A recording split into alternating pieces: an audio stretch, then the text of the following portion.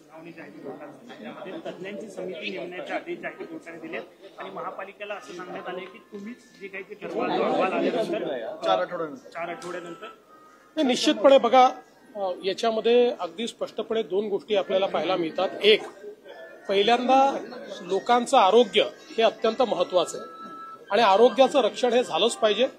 त्यासोबत काही आस्थेचे विषय आहेत तर ते आस्थेचे जे विषय आहेत तेही आपण त्या ठिकाणी त्याची काळजी घेऊ शकतो, त्यातनं मार्ग काढू शकतो. काही अशा ठिकाणी देखील आपण फिडिंगची व्यवस्था करू शकतो की ज्या ठिकाणी वस्ती नाही आहे किंवा कंट्रोल फिडिंगचा एक मागे विषय आहे काही लोकांनी सांगितला होता. अशा वेगवेगळ्या पद्धतीनं आपण यातनं मार्ग काढू शकतो. हा वादाचा विषय नाही आहे, हा समाजाचा विषय आहे. त्याच्यामुळे मला असं वाटतं समाजाचं आरोग्य आणि समाजाची आस्था या दोन्ही गोष्टी विचारात घेऊन योग्य प्रकारे या ठिकाणी आम्ही मार्ग काढायचा प्रयत्न करू. 15 ऑगस्टला मास्क बंदी बाबत सुद्धा विषय जो आहे तो चर्चला जातोय.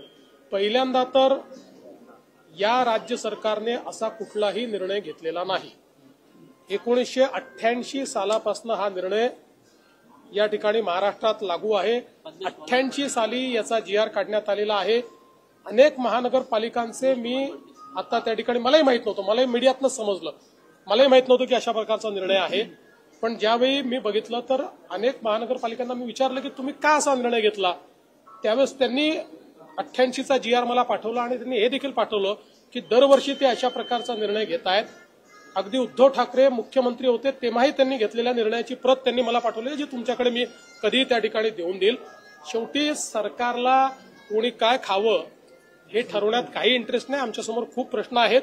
त्यामुळे मला असं वाटतं की विनाकारण 1988 साली घेतलेला निर्णय आणि आज मात्र त्याच्यावर अशा प्रकारे वादंग तयार करायचा जणू काही आमच्या सरकारने निर्णय घेतला आणि काही लोक तर इथपर्यंत पोहोचले की ते शाकाहारी खाणाऱ्यांना नपुंसक म्हणायला लागले, इथपर्यंत लोक पोचायला लागले. तर हा मूर्खपणा बंद केला पाहिजे. अशा प्रकारे शाकाहारी, नपुंसक आणि मांसाहारी हे ज्याला जे खायचं तो ते खातोय. आपल्या देशात जे काही संविधानाने अलाव केलंय ते प्रत्येकाला जगण्याचा अधिकार आहे. आमच्या सरकारने घेतलेला हा निर्णय नाही, हा जुन्या सरकारनेच घेतलेला निर्णय आहे.